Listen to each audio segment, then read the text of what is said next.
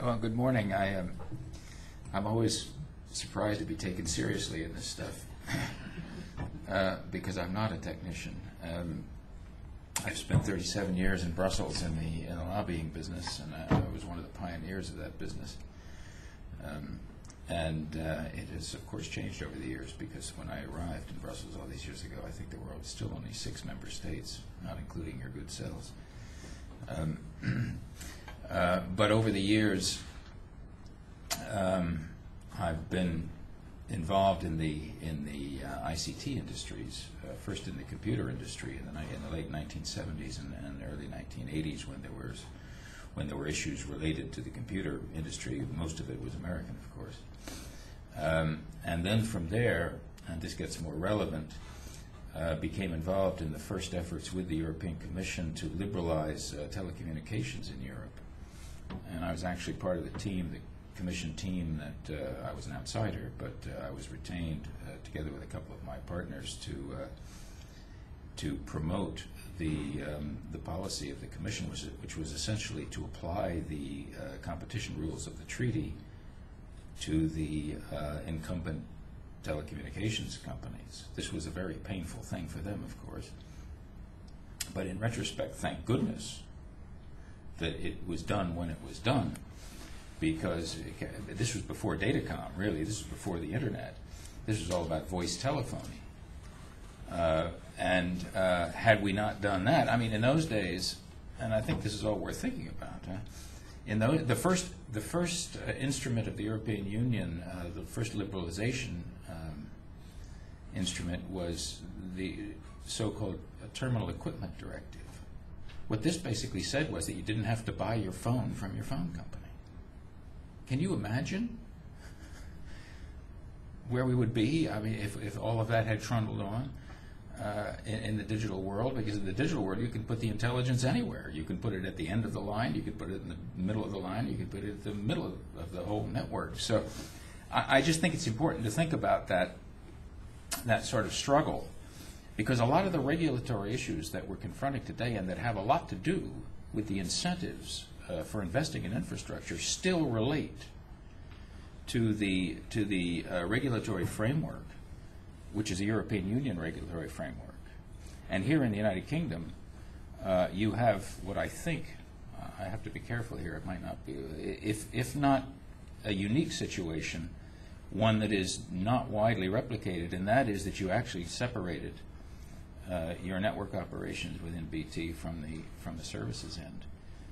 This so-called unbundling, vertical unbundling, is always an issue out there, because the incumbents who had the network were in a position to discriminate against competitors for the services. So we have what we call open network provision as the fundamental, still the regulatory principle of the union, which means that if you own the network, you can't keep your competitor from. You have to sell wholesale access to anybody else who wants to compete with you on your network, and that's important.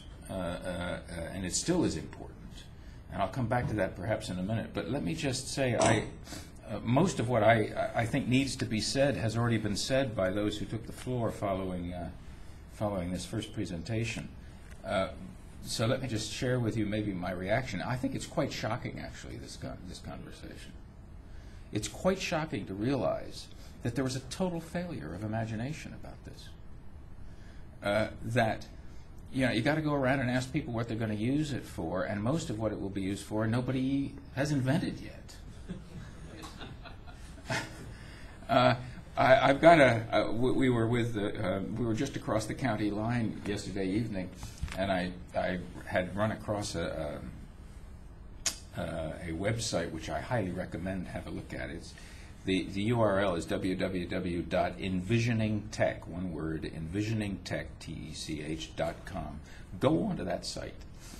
I don't know who these characters are. It was showed to me the other day. But what you have there is a chart, a matrix, and it's a timeline vertically going to about 2030, and across the top you have a whole lot of different sectors of economic and other sorts and scientific activity.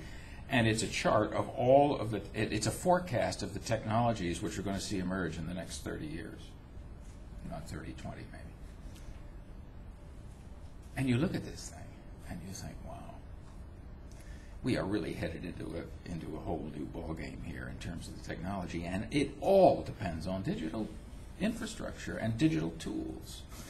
And the whole value of digital technology is moving, and you can see this in the lobby. I'll come back to that in a minute in Brussels. It's all moving downstream. And indeed, you know, with the paradigm of cloud computing and all kinds of stuff, an awful lot of the actual value in the chain, which is sitting in your desktop and everybody's servers, is going to disappear.